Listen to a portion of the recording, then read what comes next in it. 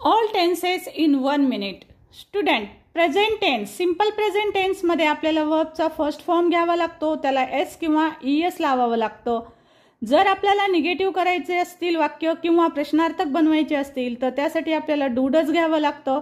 Simple पास्टमध्ये we to form आणि आपल्याला नकारार्थी आणि प्रश्नार्थक वाक्य बनवण्यासाठी डीड वापरावं लागतं. फ्युचरमध्ये आपल्याला विल प्लस V1 घ्यावं लागतं.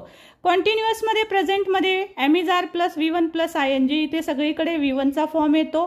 फक्त एम इज आरच्या ऐवजी वॉजवर घ्यावं लागेल. फ्युचरमध्ये will be.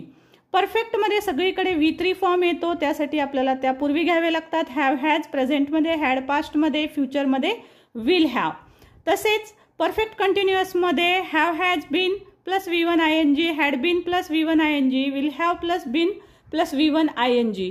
Student, English speaking course मराठीतून शिकायचा असेल तर आमच्या चॅनलला जरूर व्हिजिट